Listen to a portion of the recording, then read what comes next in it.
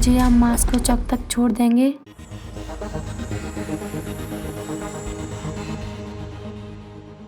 छोड़ तो दूंगा, लेकिन तुम इतनी रात को सुनसान रास्ते पर क्या कर रही हो? मैं ऑफिस से लेट हो गई। जिस ऑटो में आ रही थी वो ऑटो वाला मुझे अजीब नजरों से देख रहा था। मुझे अच्छा नहीं लग रहा था, इसलिए मैं यहाँ पर उतर गई।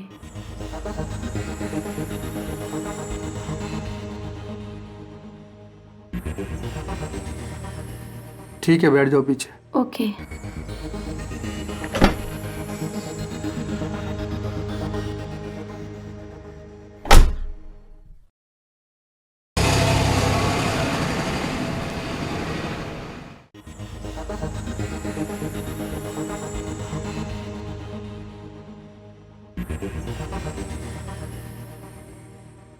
बुरा ना मानो तो एक बात पूछूं आपसे? मुझे लगता है ये भी उन्हीं लड़कों की तरह है जो अकेली लड़की को देख ऐसे सुमसाम रास्ते पर फायदा उठाते हैं। क्या सोचने लगी आप? कुछ नहीं, कहो क्या कहना चाहते हो। मैं सिर्फ इतना कहना चाहता हूँ कि इतनी रात में सुनसान रास्ते पर लड़की का अकेला चलना ठीक नहीं है। आए दिन कोई ना कोई खबर सुनने को मिलती है कि उस लड़की के साथ ऐसा हो गया, रात में वो अकेली जा रही थी, उसके साथ ऐसा हो गया। वक्त बहुत ख़राब है।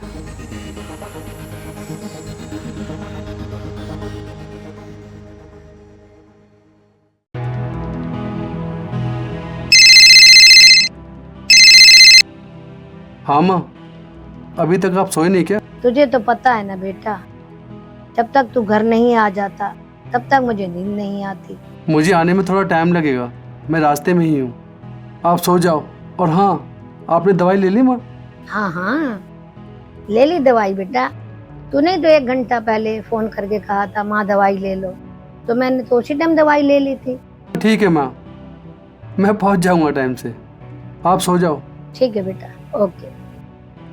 आपके घर में कौन कौन है? मेरे घर में मेरी माँ रहती है मेरे साथ। उनके अलावा मेरा इस दुनिया में और कोई नहीं है। कहाँ रहते हैं आप? मैं रोहतास एन्क्लेव में रहता हूँ। रोहतास एन्क्लेव के लिए तो पीछे से रास्ता था, आप तो आगे ले आए। मुझे पता है वो रास्ता पीछे से है। पहले मैं आपको छोड़ूंगा, उसके बाद मैं फिर अपने घर जाऊंगा, क्योंकि जब तक बच्चे घर नहीं पहुंच जाते तब तक माता पिता को चैन नहीं मिलता। लेट ही सही, कम से कम अपने घर तो पहुंच जाते हैं। उनका क्या जो अपने घर ही नहीं पहुंच पाते।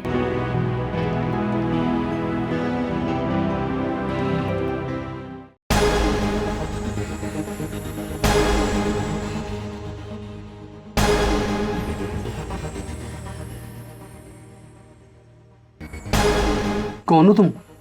मैं एक ऐसी लड़की की आत्मा हूँ जो तुम्हारी तरह अपनी माँ के साथ हंसी खुशी जीवन बिता रही थी।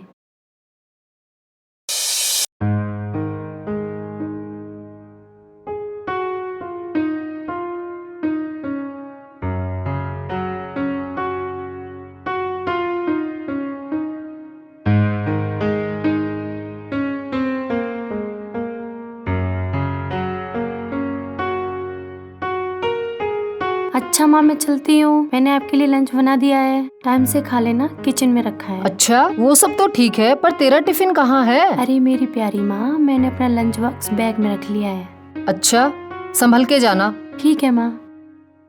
ओके बाय, शाम को मिलते हैं। बाय।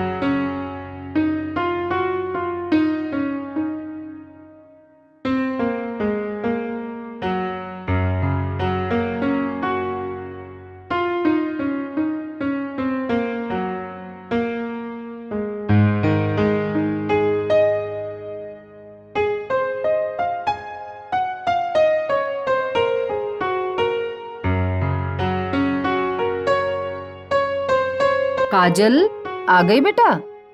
क्या माँ, आपको बिना देखे कैसे पता चल जाता है कि मैं आ गई? माँ हूँ तेरी, और माँ को तो अपने बच्चे की आहट से ही पता चल जाता है।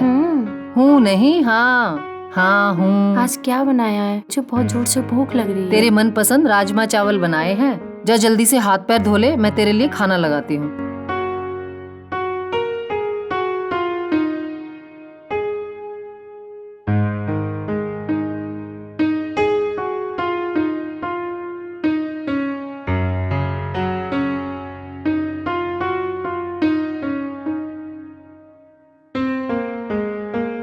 काजल, हाँ माँ। चलो बेटा फोन रखो, सोते हैं, बहुत लेट हो गया है। सुबह ऑफिस भी जाना है ना। चलो ठीक चलो है, जल्दी आओ, आ जाओ।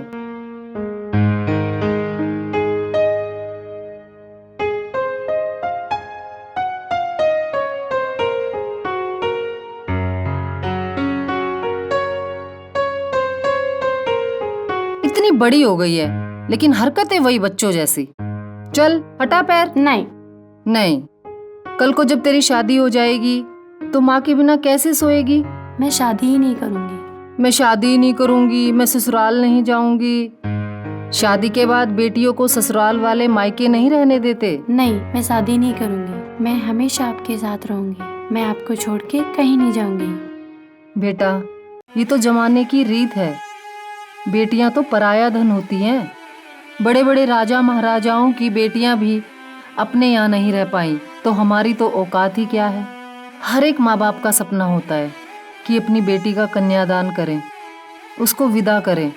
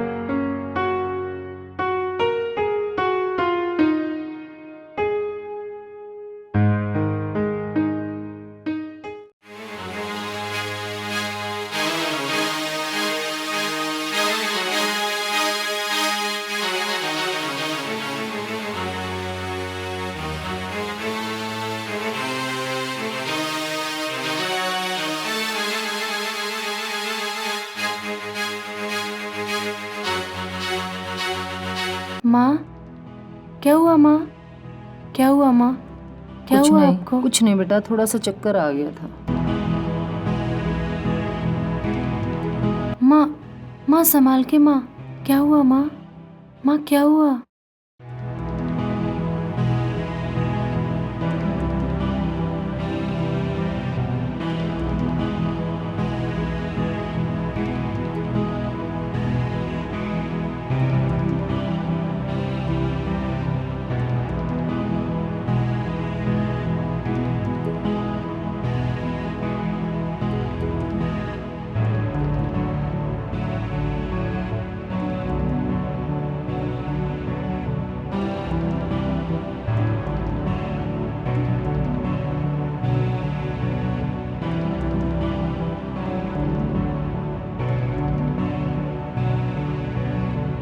फ़िलहाल मैंने इंजेक्शन लगा दिया इनको। ये कुछ दवाइयाँ लिख दी है मैंने, जाकर मेडिकल स्टोर से ले आना, और इसमें से एक एक गोली सुबह शाम देना। डॉक्टर साहब, मेरी माँ को हुआ क्या है? देखो, फ़िलहाल कुछ कह नहीं सकते हैं। मैं इनके कुछ टेस्ट कर लूँगा, और जब रिपोर्ट आएगी उसके बाद पता लगेगा कि इनको प्रॉब्लम क्या है। ठीक है? ठीक है डॉक्टर साहब। माँ की रिपोर्ट आई तो पता चला माँ को ब्रेन ट्यूमर है। डॉक्टर ने कहा अभी तो शुरुआत है, इनका जल्द से जल्द ऑपरेशन करवाना पड़ेगा, जिसमें काफ़ी खर्चा आएगा, और पैसा न होने के कारण लेट हो रहा था, और धीरे धीरे माँ की बीमारी बढ़ रही थी, और उनकी आंखों के आगे अंधेरा आने लगा। दवाइयाँ चल रही थी, उनका भी धीरे धीरे असर कम होने लगा। जो मुझे सैलरी मिल रही थी उससे पूरा नहीं हो पा रहा था, इसीलिए मैं ओवर टाइम करने लगी।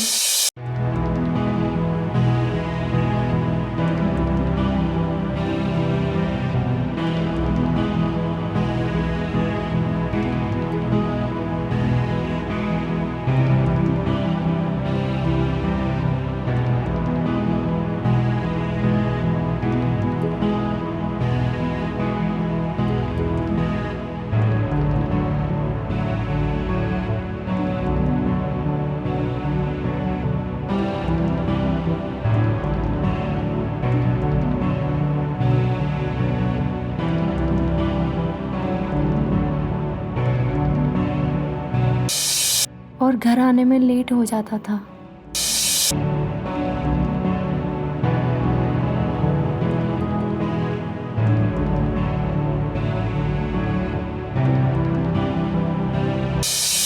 उस रात मैं ऑफिस से घर आ रही थी।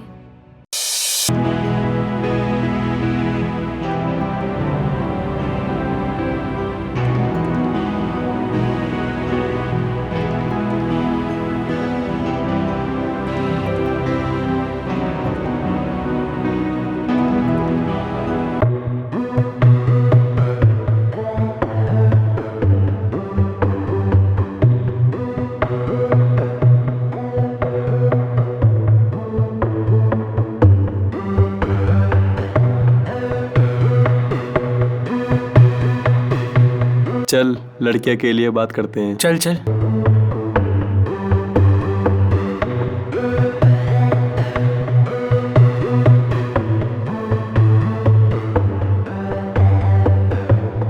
मुझे लगता है आप सवारी के इंतजार में हो और आपको सवारी नहीं मिल रही है।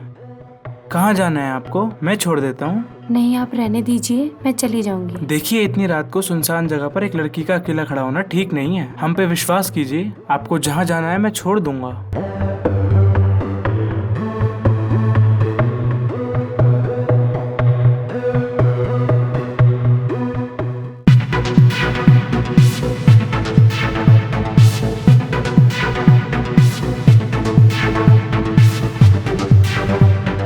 चल चल जल्दी।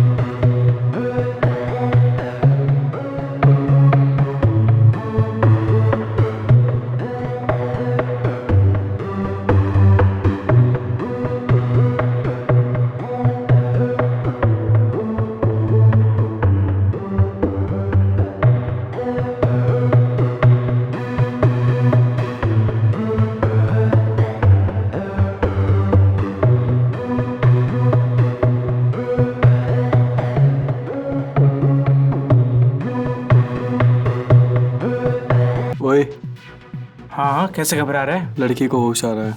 इससे पहले वो होश में आ जाए हमें यहाँ से निकल जाना चाहिए। हाँ, सही कह रहा है तू। एक बात तो भूल रहा है, वो लड़की हम दोनों को पहचानती है। पुलिस वालों को उसने कंप्लेन कर दी ना। एक काम करते हैं, उसको यहीं ख़त्म कर देते हैं। सही कह रहा है तू। चल।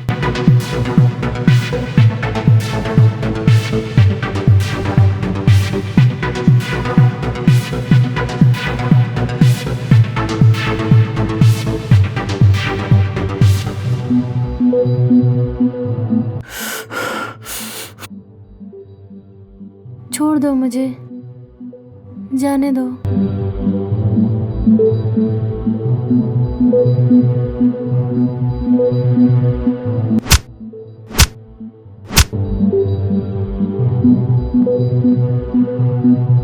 मार तो दिया, जला भी देते हैं।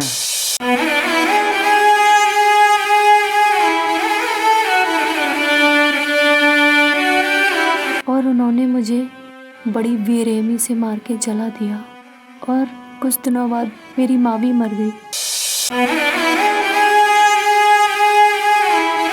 काजल, बेटा तू कहाँ चली गई? काजल, काजल तू आ गई बेटा?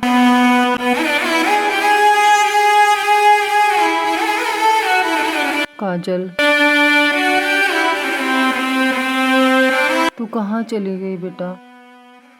तू तो कहती थी माँ मैं तुझे कभी छोड़ के नहीं जाऊंगी और शादी भी नहीं करूंगी। अब तू कहाँ चली गई मुझे छोड़ के?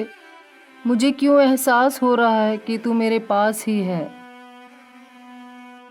तू मुझे दिख क्यों नहीं रही? काजल मेरा बच्चा।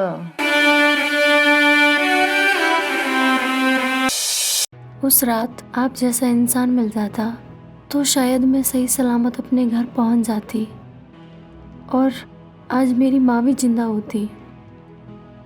मुझे समझ में नहीं आता कि मेरा कसूर क्या था।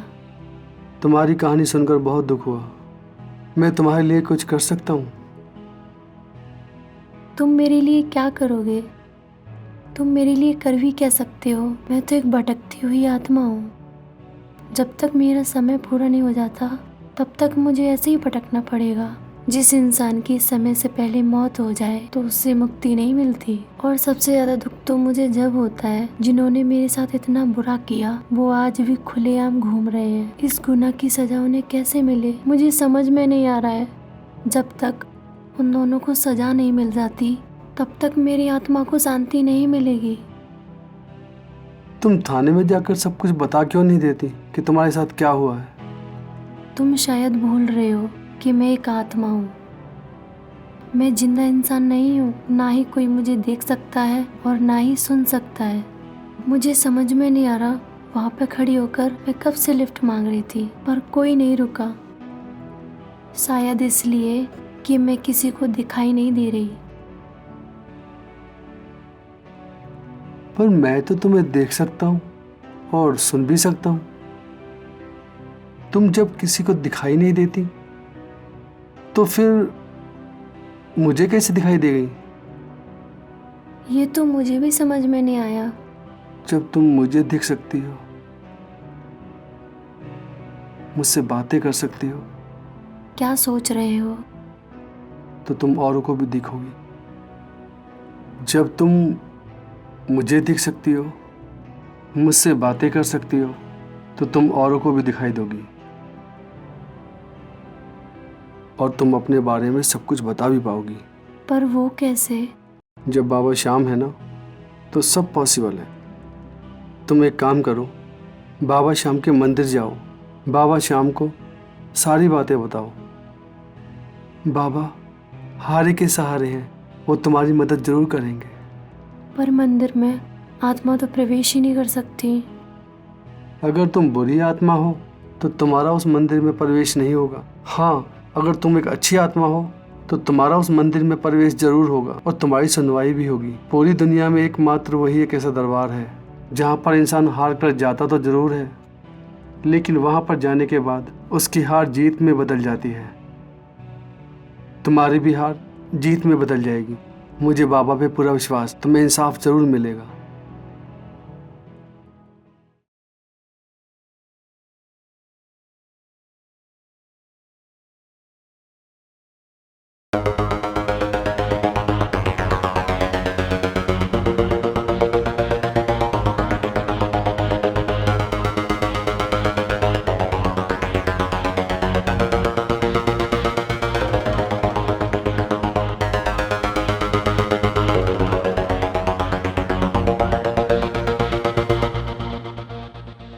गिरफ्तार कर लो इन्हें। गिरफ्तार कर लो? किस जुर्म में? किया क्या है हमने? एक लड़की के बलात्कार के जुर्म में। बलात्कार? कैसी लड़की? कौन सी लड़की? हमने नहीं करा किसी लड़की का बलात्कार।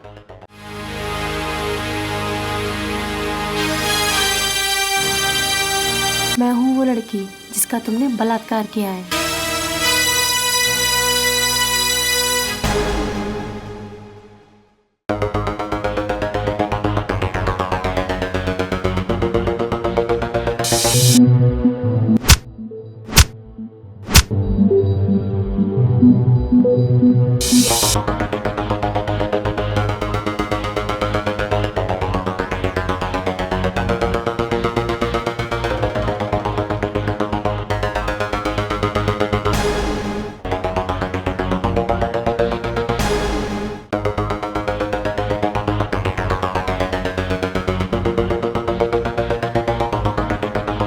हाँ भाई, देख रही लड़की, चलें अब। चल भाई हीरो, तू क्या करेगा इधर? आ, अरे चल।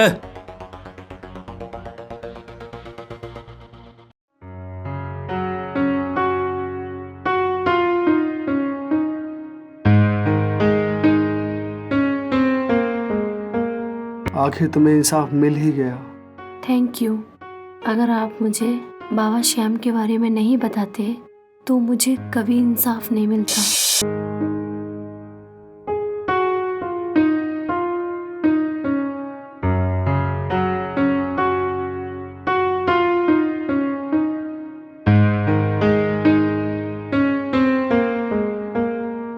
श्याम बाबा, मैंने सुना है आप हारे के सहारे हैं।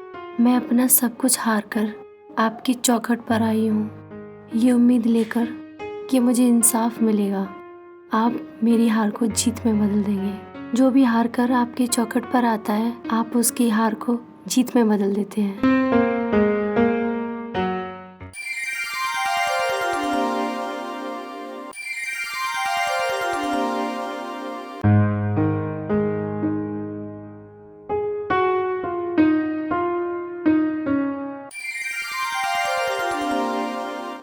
और मेरी हार जीत में नहीं बदलती। अच्छा, मैं चलती हूँ, मेरे जाने का समय हो गया है।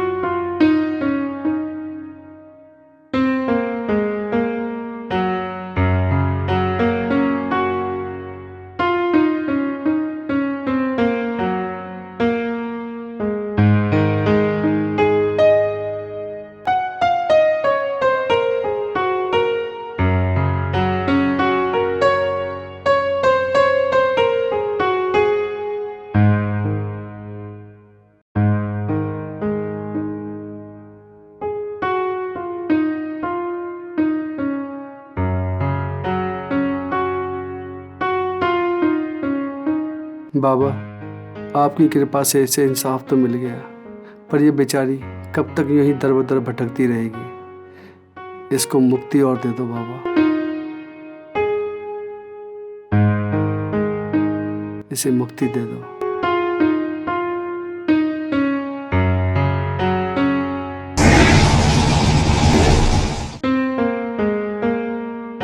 शुक्रिया बाबा।